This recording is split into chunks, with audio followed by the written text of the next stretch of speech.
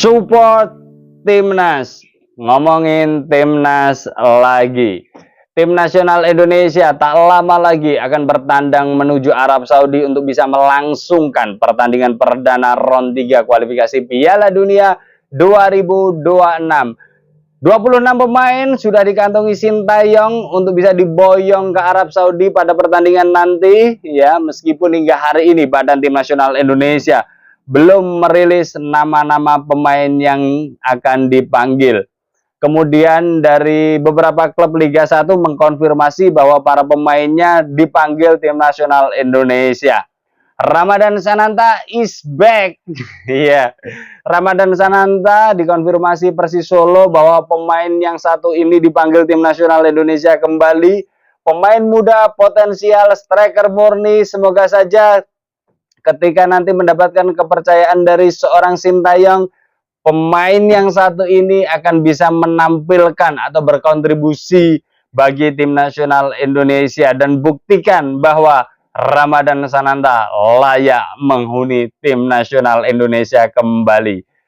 Kemudian dari klub lain, ya, Dewa United mengkonfirmasi ada 2 pemainnya yang dipanggil Tim Nasional Indonesia, Egy Maulana Fikri dan Ricky Kambuaya. Terus kemudian dari Persija ada Rizky Ridho, Witan Sulaiman, terus kemudian juga ada Adi Satrio, ada Hernando, ya.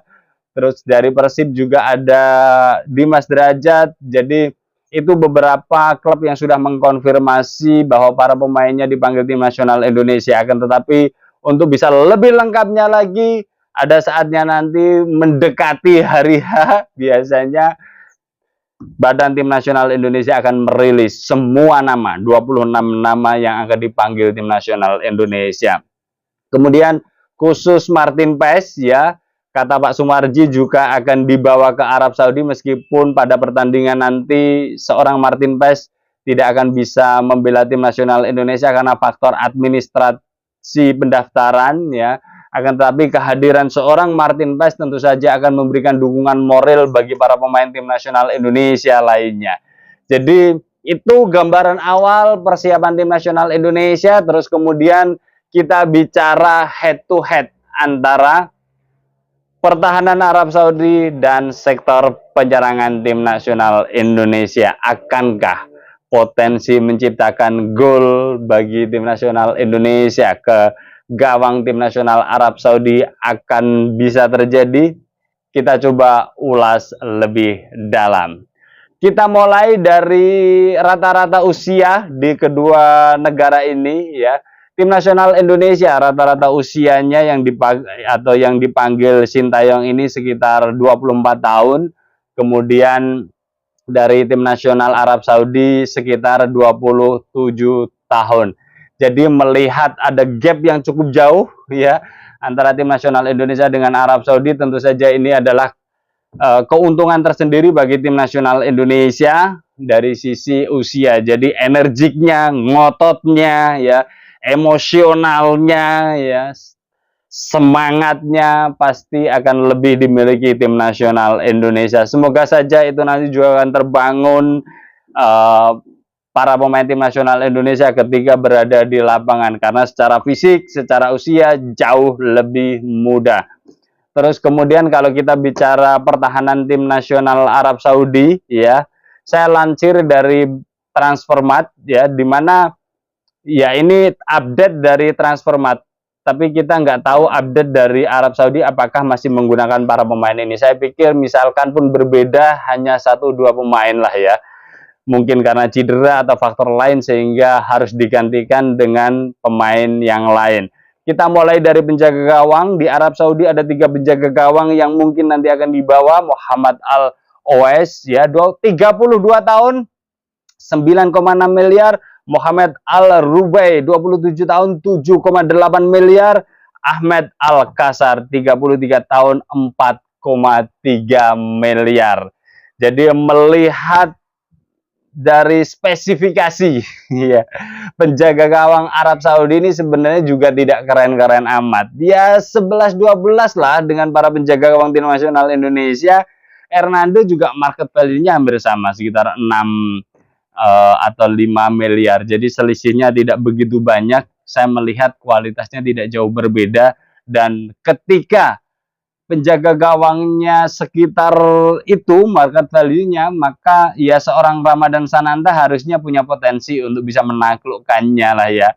Terus kemudian kalau kita bicara back tengah Ali Lajami 13,9 miliar, Aun Al Saluli 6,08 miliar, Ali Al Bulayi 6,08 miliar.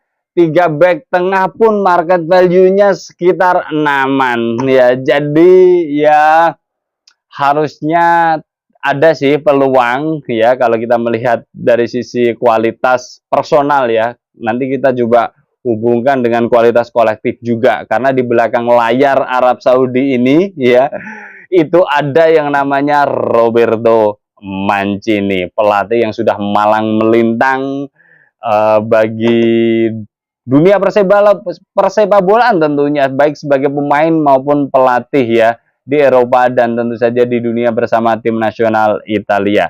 Terus kemudian kalau kita lihat dari back kiri ada Yasir Al-Shahrani 32 tahun 17 M. Terus kemudian Hasan Kades 31 tahun 6,9 M. Di sektor kiri ya memang agak lebih besar sedikit, ada Yasir Al-Shahrani 17 M, akan tetapi usianya ini juga udah 32 tahun. Bahkan yang Ali Al Bulayi itu tadi 34 tahun ya. Jadi sebenarnya back dari Arab Saudi ini juga usianya sudah uzur ya. Terus kemudian kalau kita bicara back kanan, maka ada Saud Abdul Hamid 25 tahun 69,5 miliar. Wow, ini lumayan gede sih. Sultan Al Ghanam back kanan 30 tahun 34,76 miliar. Yes, kalau sektor back kanan memang harus kita akui kita kalah ketika di head to head kan dengan sayap kiri kita ya. Jadi ya dari sisi ini ya kita akan bisa melihat bahwa tim nasional Indonesia punya celah untuk bisa membongkar pertahanan Arab Saudi, yaitu di sektor kiri ya kalau dari tim nasional Indonesia ya. Terus kemudian atau sektor kiri pertahanan Arab Saudi ya, yang backnya cuma sekitar 6 miliaran, sama di sektor tengah. Dan kalau kita bicara sektor kirinya Arab Saudi ya, maka ada di sayap kanan. Sayap kanan ya kalau kita lihat biasanya ada Sandy Walsh, ada Asnawi, ada Yakob Sayuri ya, kadang juga Ragnar di switch ke sana ya. Itu potensi yang bisa dioprak-kaprik ya kalau misalkan tim nasional Indonesia akan menyerang melalui sayap. Kemudian kalau tim nasional Indonesia mau mencoba lewat tengah, itu juga memungkinkan karena back-backnya sudah uzur semua. Back tengahnya 28 tahun, 34 tahun, jadi sudah sepuh-sepuh semuanya. Jadi ini saya pikir akan bisa dimanfaatkan oleh tim nasional Indonesia. Sekarang pertanyaannya, dengan cara apa tim nasional Indonesia mencoba membongkar pertahanan Arab Saudi? Sebenarnya gaya permainan khas tim nasional Indonesia yang kita bisa nikmati sejak era Sintayong adalah kalau menyerang biasanya umpan pendek merapat terdiri dari sekitar 5 pemain, kemudian ada sprint pendek yang dimunculkan dan bola masuk di antara pertahanan lawan dan di situ muncul peluang. Ini nanti skema itu juga bisa dilakukan karena memang ya faktor speed saya pikir akan mempengaruhi pertahanan Arab Saudi, dan speed para pemain tim nasional Indonesia saya pikir akan lebih hebat. Dia kecil tapi hebat ya. Witan tahu-tahu di depan ya, Egy Maulana tahu-tahu di depan ya. Terus kemudian kalau kita bicara ya semoga sajalah Ramadan Sananta, karena ini backnya juga setara saya pikir masih, kemudian kalau mencoba menaklukkan saya pikir masih ada potensi. Akan tapi yaitu polanya 5 pemain pendek merapat yang sering diterapkan Sintayong ya, terus kemudian bisa lewat lewat kiri ya, lewat kiri pertahanan, lewat kanan berarti ya, kiri pertahanan Arab Saudi. Kalau dari tim nasional Indonesia berarti lewat kanan. Itu nanti bisa dieksplor lebih, dan di tengah juga bisa dieksplor lebih. Saya pikir itu peluang yang sangat menarik. Terus kemudian Sintayong juga sering long pass ya, beberapa peluang seperti saat melawan Irak, tahu-tahu Ragnar dikirim umpan, meskipun gagal menciptakan gol, tapi peluang itu nyata, hampir saja menciptakan gol. Surprise itu ya, umpan dari belakang langsung terbang meluncur di antara back lawan, dan back lawan tidak siap mengantisipasi itu, head to head dengan penjaga gawang. Semoga saja skema ini nanti juga akan bisa terjadi ya. Jadi melihat head to head ini, tim nasional Indonesia memang ya secara kualitas bisa jadi masih kalah sedikit, akan tetapi secara usia diuntungkan, kecepatan diuntungkan.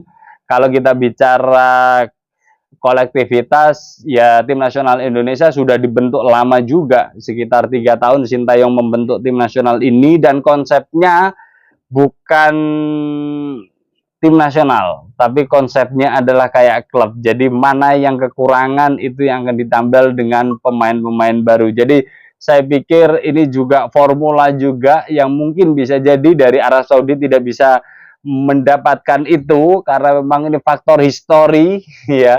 Indonesia punya histori panjang dengan Belanda ya, ratusan tahun, sehingga ya peradabannya akan menjadikan para pemain berdarah Indonesia banyak beredar di Belanda.